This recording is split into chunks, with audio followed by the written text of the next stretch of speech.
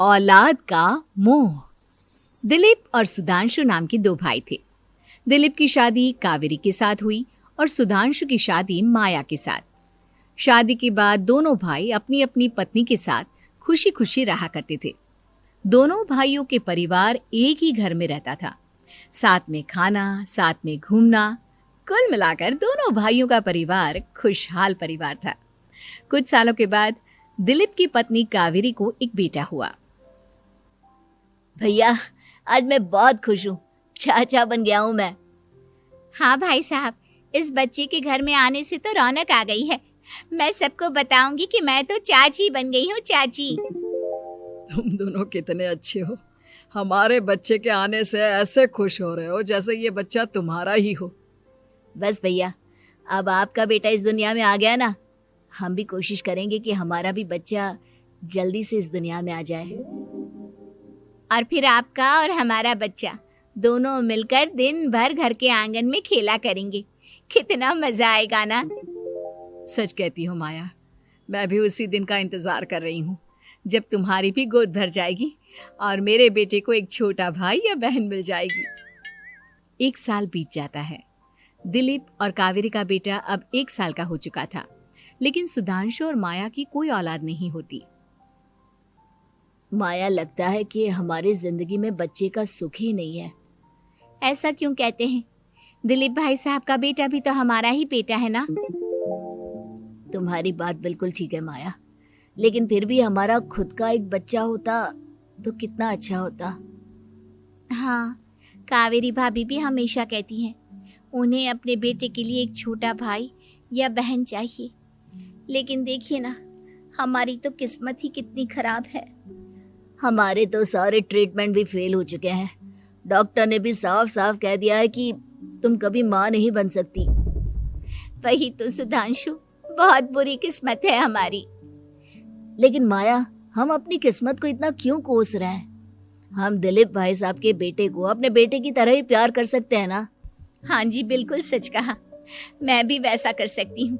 चाची हूँ, उसे छोटी माँ का प्यार नहीं दूंगी क्या? कुछ दिनों के बाद दिलीप का एक दोस्त दिलीप से मिलने के लिए आता है। अरे क्या बात है दिलीप, बधाई हो बधाई। और घर तो काफी बड़ा है तुम्हारा। वैसे तुमने अपने बेटे के बारे में क्या सोचा है? भैया, और क्या सोचेंगे, बस उसे पढ़ा लिखा कर अफसर बनाएंगे, उसकी पढ़ाई पर खर्च करेंगे। अरे भाभी, आपकी तो इतनी सारी प्रॉपर्टी है, आपको किस बात की चिंता? ले देकर एक बेटा ही तो है। अरे नहीं दोस्त, तुम गलत समझ रहे हो। इस घर में मैं और मेरा छोटा भाई दोनों रहते हैं। इस घर का आधा हिस्सा मेरे छोटे भाई का है।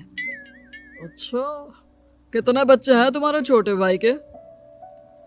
भैया, उनके साथ ना कुछ प्रॉब्लम है। मेरी देवरानी कभी माँ नहीं बन सकती। अरे फिर किस बात की चिंता? अरे मैं तो कहता हूँ अपने बेटे के भविष्य के बारे में सोचिए ही मत। बस ये घर उसके नाम करवा दीजिए। देखिए, आपके भाई का भी कोई बच्चा नहीं है तो सब कुछ आपके बेटे को ही मिलना चाहिए। लेकिन ऐसा करना क्या सही होगा? अगर उनका बच्चा नहीं है तो क्या हुआ? ये घर आधा उनका है, उनकी जो मर्जी है वो करे। अरे कैसी बात करते हो? उनकी कोई औलाद नहीं है, वो क्या करेंगे प्रॉपर्टी अपने नाम रखकर? हाँ, वैसे भाई साहब, आपकी बात तो बिल्कुल सही है। अब जो कुछ भी है वो हमारे बेटे का ही तो है। आखिर वही तो इस घर के वंश को आगे बढ़ाएगा। मैं कल ही देवर जी से बात करती हूँ। अगले दिन सुधांशु और माया, इधर आओ। तुम दोनों से एक बहुत जरूरी बात करनी है मुझे। बताइए ना भाभी, क्या बात है? आपको कहीं जाना है तो आप अपने बेटे को मेरे पास छोड़कर जाइए। मैं ही पूरा दिन रख लूंगी उसे। अरे नहीं माया, वो तो मुझे पता है। मैं किसी और चीज के बारे में बात करना चाहती हूँ। बताइए ना भाभी, क्या बात है? देखिए देवर जी, आपका कोई बच्चा है नहीं, लेकिन मैं जानती हूँ कि आप हमारे बेटे को अपने बेटे की तरह ही प्यार करते हैं। भाभी, बेटी की तरह नहीं, वो हमारा ही बेटा है। मेरे लिए तो वो मेरा ही बच्चा है। वही तो फिर क्यों ना ये सारी प्रॉपर्टी हम मेरे बेटे के नाम करवा दे, क्योंकि तुम्हारा हो या मेरा, हम सबका एक ही तो है बेटा। लेकिन भाभी, अभी तो वो सिर्फ 1 साल का है। अभी से प्रॉपर्टी उसके नाम करवाने का क्या मतलब है? देखिए देवर जी, जो काम जितना जल्दी हो जाए ना, उतना अच्छा। आने वाले वक्त का क्या भरोसा। भाभी भरोसा क्यों नहीं, हम तो हमेशा आपके बेटे को माँ बाप की तरह ही प्यार करेंगे। हाँ, लेकिन फिर भी मैं चाहती हूँ कि ये सारी प्रॉपर्टी मेरे बेटे के नाम हो जाए। अब मुझे नहीं लगता तुम दोनों को इसमें कोई भी परेशानी होगी, है ना? भाभी वैसे तो आप जो कह रही हैं वो बहुत जल्दबाजी है, लेकिन फिर भी अगर आपको ऐसा लगता है तो ठीक है, कल ही प्रॉपर्टी के पेपर बनवा लीजिए, मैं और माया उस पर साइन कर देंगे। इस तरह से अगले दिन प्रॉपर्टी के पेपर बनवाकर सारी प्रॉपर्टी दिलीप और कावेरी के बेटे के नाम पर करवा दी जाती है। कुछ दिनों के बाद सुधांशु, सुबह सुबह ये कौन लोग आ गए हैं तुम्हारे घर पर? भैया वो ऊपर वाला कमरा खाली पड़ा था ना, सोच रहा था किराएदार रख देता हूँ। लेकिन किराएदार रखने से पहले आपने हमसे पूछा भी नहीं। भाभी इसमें आपसे पूछने वाली क्या बात थी, हमें एक ही कमरे की जरूरत थी, इसलिए सोचा दूसरा कमरा किराए पर दे देते हैं, कुछ इनकम हो जाएगी। अरे माया, ये सारी प्रॉपर्टी अब मेरे बेटे के नाम पर है और यहाँ पर जो कुछ भी होगा उसके लिए तुम्हें मेरी या दिलीप की परमिशन तो लेनी पड़ेगी ना। हाँ सुधांशु, तुम्हारी भाभी ठीक ही तो कह रही है। अब देखो, तुमने खुद अपने हाथों से ये प्रॉपर्टी हमारे बेटे के नाम की है, वह अभी बहुत छोटा है, तो इस घर से रिलेटेड सारे फैसले तुम्हें हमसे पूछ कर लेने चाहिए।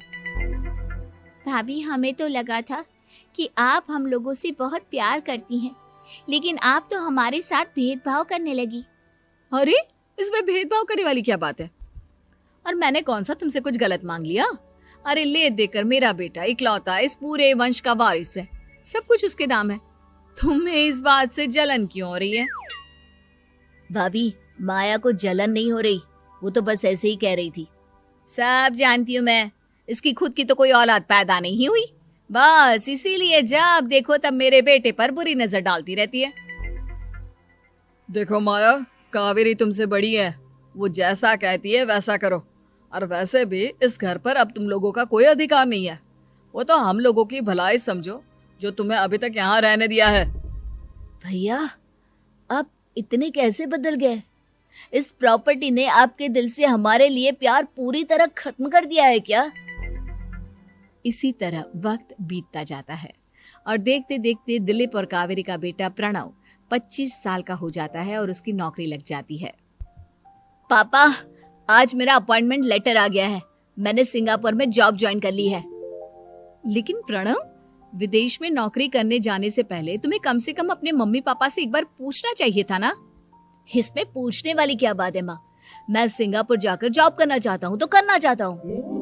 देखो प्रणव, हमने तुम्हारे लिए इतनी सारी प्रॉपर्टी यहाँ पर रखी हुई है, उन सब का क्या होगा?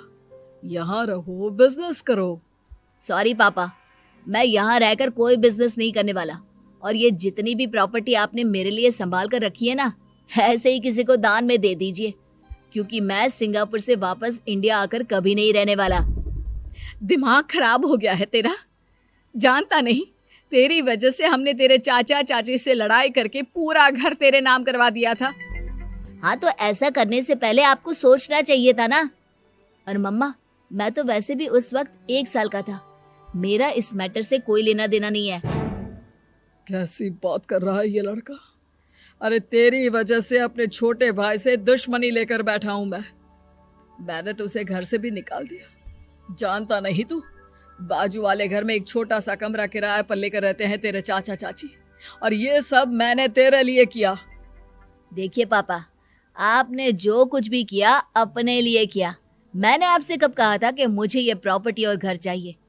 और वैसे भी अपने भाई के साथ इस तरह का बिहेव करके आपने कोई अच्छा काम तो किया नहीं।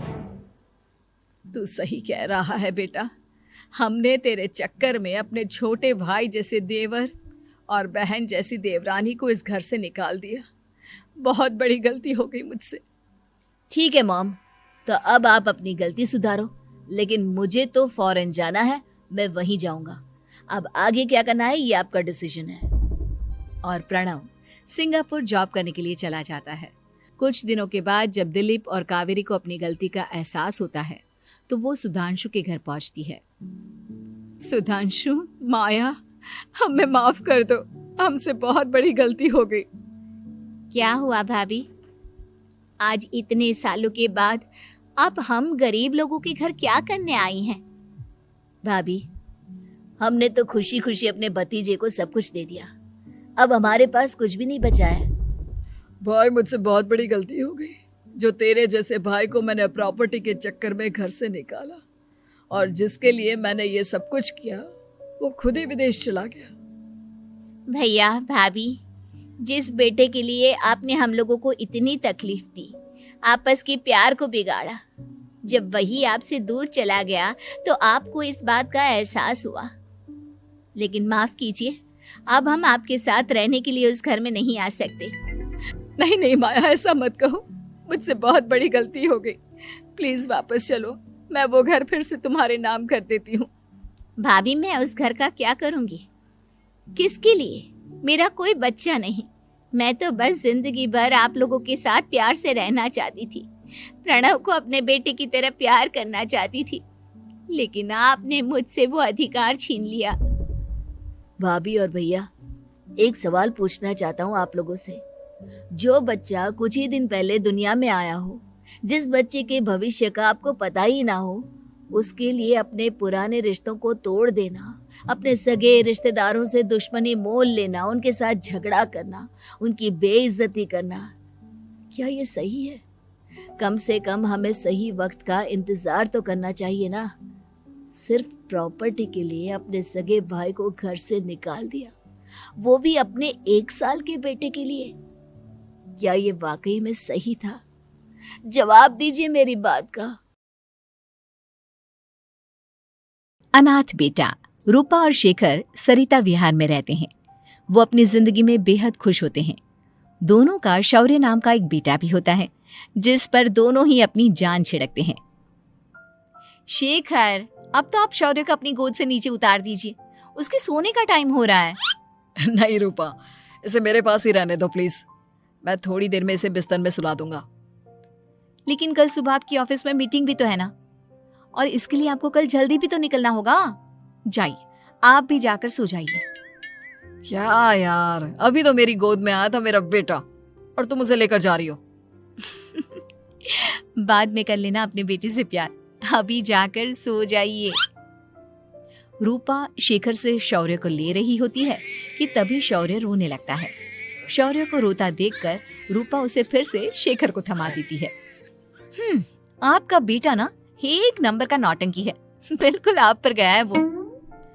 साफ बोलो ना, तुम्हें जलन होती है हम दोनों बाप बेटे का प्यार देखकर।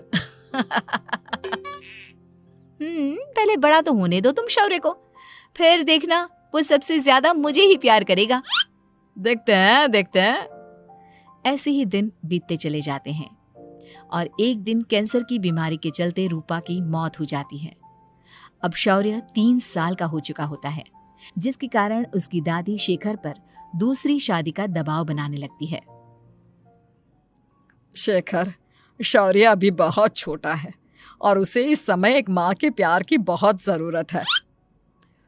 माँ, मुझे दूसरी शादी नहीं करनी। क्या पता जो दूसरी औरत आएगी वो मेरे बेटे को एक माँ का प्यार दे या ना दे। तो रूपा की छोटी बहन वैशाली से ही शादी क्यों नहीं कर लेता? वो तो शौर्य को एक माँ का प्यार पूरा दे सकती है ना। मैंने कहा ना माँ, मुझे दूसरी शादी नहीं करनी, और अपनी ही पत्नी की बहन से तो हरगिज नहीं। ऊपर से अगर रूपा देख रही होगी तो वो क्या सोचेगी? अपने लिए ना सही, लेकिन तुझे शौर्य के लिए तो शादी करनी ही पड़ेगी ना बेटा। शेखर कुछ कहता उससे पहले ही अंजुमन उसे रूपा की कसम दे देती है, जिसके आगे मजबूर होकर शेखर शादी के लिए हामी भर देता है। देखो वैशाली, मैंने तुमसे शादी सिर्फ अपने बच्चे के लिए की है। मैं चाहता हूं कि तुम उसे एक माँ का भरपूर प्यार दो। शौर्य, आपके साथ साथ मेरा भी कुछ लगता है। अगर आप मुझसे शादी नहीं भी करते तब भी मेरा प्यार शौर्य के लिए कभी कम या ज्यादा नहीं होता। शादी के कुछ दिनों बाद ही शेखर की माँ की भी मौत हो जाती है। वैशाली शौर्य को एक माँ से भी बढ़कर प्यार देती है। शौर्य को लेकर वैशाली का यूं निस्वार्थ प्यार देखकर शेखर को भी उससे प्यार हो जाता है और कुछ सालों बाद शेखर और वैशाली का भी लड़का हो जाता है। लेकिन इसके बाद वैशाली का शौर्य को लेकर बर्ताव बदलने लगता है। वैशाली, मैं देख रहा हूँ तुम आजकल शौर्य का जरा भी ध्यान नहीं रख रही हो। मुझे पता नहीं था कि आदित्य के होने के बाद तुम इतना बदल जाओगी। आदित्य मेरा अपना सगा खून है और शौर्य दीदी का, फिर मैं दोनों में अंतर कैसे नहीं करूं? माँ भले ही दोनों की अलग अलग है, लेकिन पिता तो एक है ना। अगर मुझे पहले पता होता कि तुम इतनी जल्दी बदल जाओगी तो मैं कभी तुमसे शादी ही नहीं करता। हाँ, तो किसने कहा था आपसे मुझसे शादी करने के लिए? मैं थोड़ी ना आई थी आपके पास, आपकी माँ ही आई थी मेरे घर आपका रिश्ता लेकर। वैशाली, मुझे तुमसे ऐसी उम्मीद नहीं थी। गुस्से में शेखर अपना पैर पटकता हुआ शौर्य को वहां से लेकर चला जाता है। पापा, मम्मा मुझसे प्यार क्यों नहीं करती? क्या मैं उनका सगा बेटा नहीं हूँ इसलिए मुझसे प्यार नहीं करती? मम्मा नहीं करती तो क्या हुआ बेटा, पापा तो करते हैं ना आपसे प्यार। कुछ दिनों के बाद, आज तुझे खाना पीना कुछ नहीं मिलेगा, चल चुपचाप से अपने रूम में जाकर सो जा। माँ, अब भाई को खाना क्यों नहीं दे रही हो? बेटा तू आराम से खाना खा, इस नालायक की चिंता मत कर। एक दिन खाना नहीं खाएगा तो मर नहीं जाएगा ये। अगर भैया नहीं खाएंगे तो मैं भी नहीं खाऊंगा। तू अपने भाई का भक्त क्यों बन रहा है? ये तेरा सौतेला भाई है, सगा नहीं जो तू लक्ष्मण बन रहा है। माँ, आपको इतना भी नहीं मालूम? श्री राम और लक्ष्मण सगे भाई नहीं थे। श्री राम माता कौशल्या और लक्ष्मण माता सुमित्रा की कोख से जन्मे थे। दोनों की सिर्फ पिता एक थे लेकिन माँ अलग थी। मुझे ज्यादा ज्ञान देने की जरूरत नहीं है, ये सतयुग और त्रेता युग नहीं है, समझे? आया बड़ा भाई का चमचा। इतना कहकर वैशाली वहां से चली जाती है, जिसके कुछ टाइम बाद शेखर वहां आता है और आदित्य उसे सारी बात बताता है। मुझे माफ कर दो शौर्य, तुम्हारी माँ के जाने के बाद मुझे दूसरी शादी का फैसला करना ही नहीं चाहिए था। अगर मैं दूसरी शादी नहीं करता तो शायद आज तुम्हारी ये हालत ना होती। नहीं पापा, अगर आप शादी नहीं करते तो मुझे आदित्य जैसा छोटा भाई कभी नहीं मिलता। थैंक यू मुझे इतना अच्छा भाई देने के लिए। तुम दोनों हमेशा ऐसे ही साथ रहना, फिर कोई भी तुम दोनों का कुछ नहीं बिगाड़ पाएगा। चलो, मैं तुम दोनों को आइसक्रीम खिला कर लाता हूँ, बहुत भूख लग रही है ना। शेखर शौर्य और आदित्य को आइसक्रीम दिलाने लेकर जाता है। वो दोनों को पार्क में खड़ा करके आइसक्रीम लेने जा ही रहा होता है, तभी तेज रफ्तार से आती हुई एक गाड़ी उसे कुचल देती है और उसी पल शेखर की मौत हो जाती है, जिसके बाद शौर्य की जिंदगी नर्क से भी बदतर हो जाती है। सुन रे चिरकुट, इस घर के किसी भी सामान को मेरी मर्जी के बगैर हाथ मत लगाना। इन सब पर अब तेरा कोई हक नहीं है, समझा? ठीक है माँ, मैं आपकी इजाजत के बगैर किसी चीज को हाथ नहीं लगाऊंगा। चल जाकर अब पूरे घर की सफाई कर। महज 7 साल का शौर्य वैशाली के कहने पर अपने नन्हे नन्हे हाथों से पूरे घर की सफाई करने लगता है। ऐसे ही दिन बीतने लगते हैं, लेकिन मासी से माँ बनी वैशाली को उस मासूम से बच्चे पर जरा भी तरस नहीं आता। क्यों शौर्य, ये घर में इतनी गंदगी कैसे हो रही है? ढंग से सफाई नहीं की है क्या तूने? माँ, मैंने तो अच्छे से सफाई की थी, लेकिन आदित्य बार बार इधर उधर चलकर गंदा कर देता है। अच्छा, खुद से एक काम ढंग से नहीं होता और अपनी गलतियों का जिम्मेदार मेरे बेटे को ठहराता है। इतना कहकर वैशाली बांस का डंडा उठाकर शौर्य को जोर जोर से मारने लगती है। तभी वहां वैशाली के मायके वाले भी आ जाते हैं और उसकी सारी करतूतें देख लेते हैं। माँ, मैं ऐसा क्या करूं जिससे आप मुझे भी आदित्य के जितना प्यार करोगी? बोलिए ना माँ, मेरे क्या करने से आपके अंदर मेरे लिए ममता जागेगी? वैशाली शौर्य की एक नहीं सुनती, उसके ऊपर डंडे बरसाती जाती है। हद पार होते देख वैशाली की माँ उसका हाथ पकड़ती है और जोर से उसे थप्पड़ मारती है। यही सब करने के लिए तूने दामाद जी से शादी की थी? हमने सपने में भी तुझसे ऐसी हरकत की उम्मीद नहीं की थी। तू माँ नहीं, माँ के नाम पर एक धब्बा है। बस कीजिए माँ, आदित्य के इस दुनिया में आने से पहले मैंने इसे बहुत प्यार किया था, लेकिन अब जब मेरी खुद की औलाद है तो मैं किसी और के बच्चे से प्यार क्यों करूं? अरे नालायक औरत, जिसे तू किसी और का बच्चा कह रही है वो तेरी खुद की सगी बहन का बच्चा है। बहन है तो क्या हुआ, मेरे अपने बच्चे से बढ़कर तो नहीं हो सकता ना ये कभी। अगर यही बात थी तो तू हमें पहले बता देती, हम शौर्य को अपने साथ ले जाते। उसे इस तरह प्रताड़ित करने की क्या जरूरत थी? अगर आपको लेकर जाना है ना तो ले जाइए इसे, मैं नहीं रोकूंगी। नहीं माँ, मुझे कहीं नहीं जाना, मुझे आपके साथ ही रहना है। मैं तेरी कोई माँ बाबा नहीं हूँ, तेरी माँ मर चुकी है, समझा? अब निकल जा मेरे घर से। माँ आप बहुत गंदी हो, मुझे भी नहीं रहना आपके साथ, मैं भी भाई के साथ ही जाऊंगा। अरे तू क्यों जाएगा? तू तो मेरा सगा बेटा है, जाने दे इसे। हम यहाँ ऐश से रहेंगे। तुम्हारे पापा बहुत सारी जमीन जायदाद छोड़ गए हैं तुम्हारे लिए। नहीं माँ, मुझे भाई के साथ जाना है। आप अच्छी नहीं हो, आप बहुत बुरी हो, आप भाई को बहुत परेशान करती हो। देख वैशाली, तुझसे ज्यादा समझ तो इस मासूम बच्चे में है।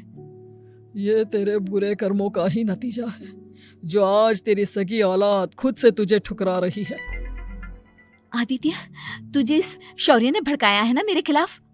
नहीं माँ, मुझे किसी ने भड़काया नहीं, पर मैं सब देखता हूँ, सब समझता हूँ। भाई बहुत अच्छा है, वो आपकी जैसा नहीं है। चलिए नानी। इतना कहकर वैशाली के मायके वाले आदित्य और शौर्य को अपने साथ ले जाते हैं और इस तरह वैशाली बड़े से घर में अकेली पड़ जाती है। दो बेटों के होते हुए भी आज उसे माँ कहकर बुलाने वाला कोई नहीं होता।